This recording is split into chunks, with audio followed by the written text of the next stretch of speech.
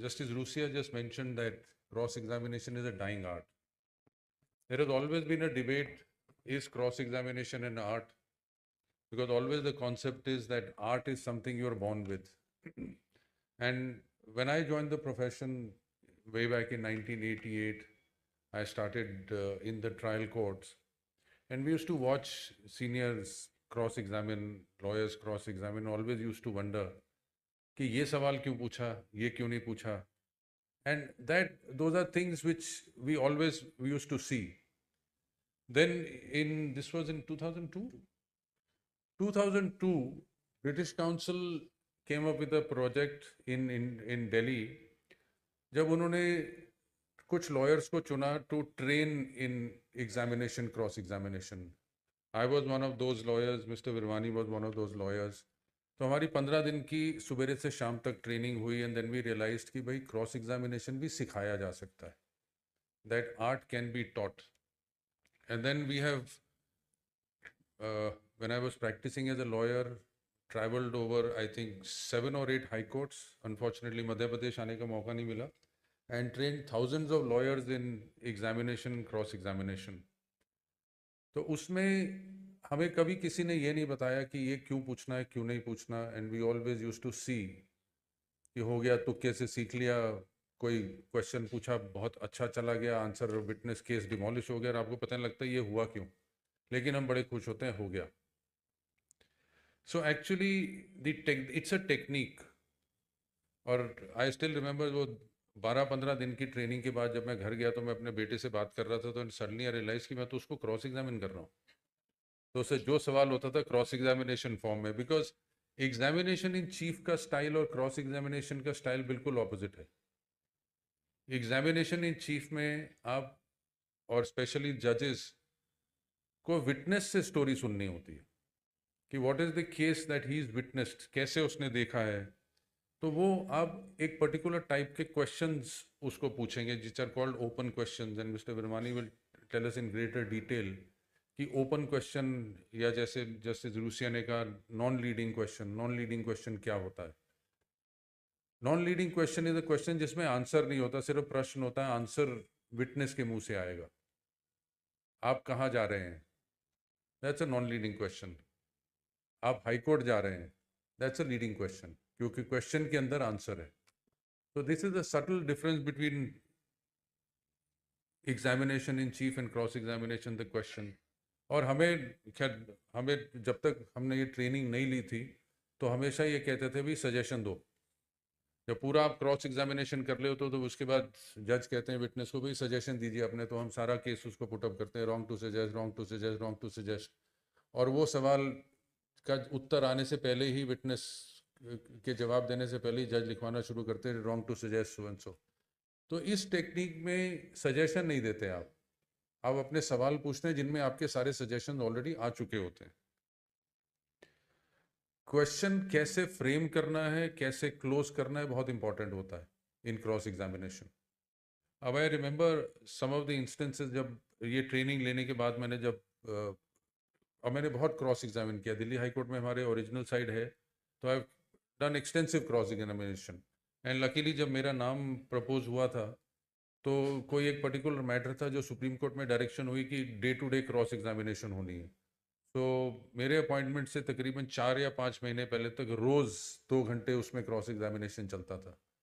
तो बहुत extensive experience हो गया उसमें क्रॉस का. आई रिमेंबर अ केस की, मतलब अब होता क्या है कि हमें ये नहीं पता होता कि कब क्या चीज़ पूछनी है. अब सजेशंस का एक एग्जाम्पल मैंने कोर्ट में नोट किया.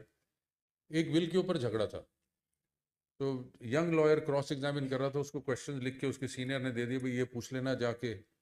तो सारे क्वेश्चंस उसने पूछे. केस उनका ये था कि विल पे जो टेस्टेटर है उसके दस्तखत नहीं है, सब फोर्जरी है, ये सब. उसने सारे सवाल पूछे, ये फोर्ज्ड है, ये है, वो है, सब उसका जवाब आ गया. तो लास्ट में जज ने कहा वकील साहब अपने सजेशन दो. हालांकि केस उसका पूरा हो गया था, लेकिन अब सिखाया जाता है कि सजेशन दो. तो सजेशन करते करते लास्ट में उसने एक क्वेश्चन पूछा, भाई ये जो जब इसने उस पर दस्तखत किए थे तो ये होश में नहीं था. उससे पूरा उसका केस कि ये दस्तखत फोर्ज्ड हैं डिमोलिश हो गया एक छोटे से सजेशन से.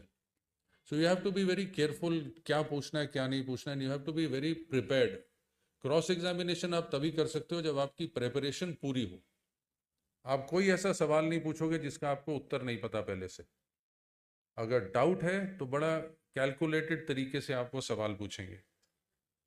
और ये भी होता है कि कब हमने रुकना है, कब नहीं पूछना कुछ। कई बार कॉन्ट्रडिक्शन आती है विटनेस के स्टेटमेंट में, हम बड़े एक्साइटेड हो जाते हैं कि भाई विटनेस की कॉन्ट्रडिक्शन आ गई, इसको तो आज I will kill the case.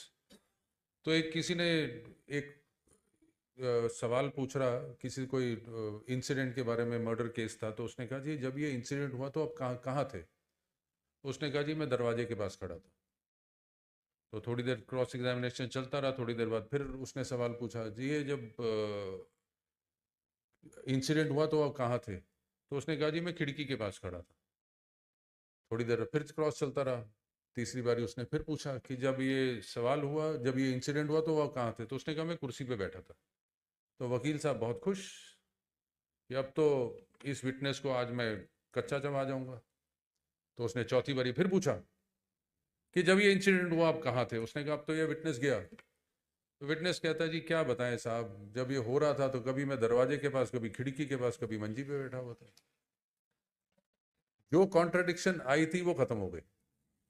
तो इसलिए you have to be careful, you have to know when to stop. And I remember एक केस में क्रॉस एग्जामिन कर रहा था, अगेन विल का झगड़ा था। सिस्टर ने केस फाइल किया हुआ था ब्रदर की तरफ से पार्टीशन का। ब्रदर ने विल सेटअप करी हुई थी, विल फादर की थी जिसमें ब्रदर एक अटेस्टिंग विटनेस था।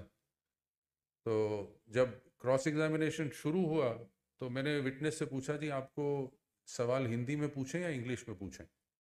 वो लेडी थी सिस्टर, कह रही जी हिंदी में पूछना। मैंने जब अपने नोट्स देखे तो उसमें ये मैंने देखा कि वो इंग्लिश की टीचर थी। तो उसी समय मेरे दिमाग में ये खटका हुआ कि ये इंग्लिश टीचर होके मेरे से क्यों बोल रही है हिंदी के सवाल पूछो। थोड़ी देर बाद जब मेरे को पता लगा, जब दो चार सवाल पूछे तो मेरे को पता ये लगा कि उसके हस्बैंड को इंग्लिश नहीं आती थी और वो कोर्ट में खड़ा होकर उसको पीछे से इशारा कर रहा था। तो अब उसको अगर सवाल समझ नहीं आएगा तो वो इशारा कैसे करेगा, इसलिए उसकी वाइफ ने कहा जी हिंदी में पूछना। और वकील साहब, हमारे एक सीनियर वकील साहब थे, जहां सवाल कोई थोड़ा टेढ़ा हो, बिफोर कि सवाल पूरा कंप्लीट हो वो खड़े होकर लड़ना शुरू हो जाए, तो इतनी देर में इशारा हो जाए और केस खत्म, क्रॉस एग्जामिनेशन में गड़बड़।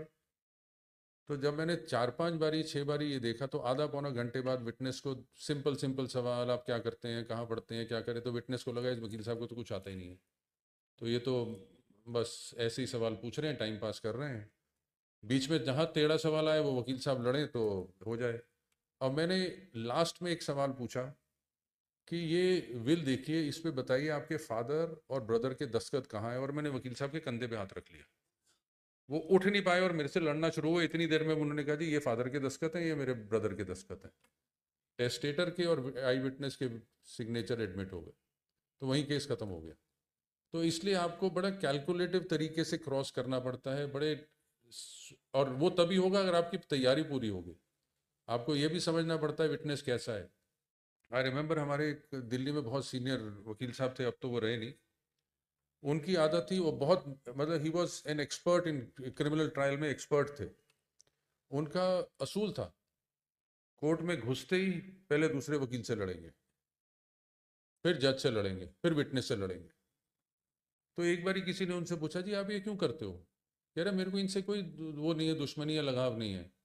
अब मेरी जब इनसे लड़ाई होगी तो इनका फोकस सारा ये रहेगा कि इस वकील को सबक कैसे सिखाना है। केस के बारे में भूल जाएंगे और जो निकलेगा सच निकलेगा। तो that was the technique. Everybody has a different technique, not that I am saying कि आप जाके लड़िए सबसे, पर there are simpler ways of doing things. And since we are here to hear Mr. Virmani, I'm sure he'll make it very interesting for us. Thank you very much for coming. This is, again, like I said last time, again, one of the sessions in a series of other training sessions that we'll have. Thank you very much.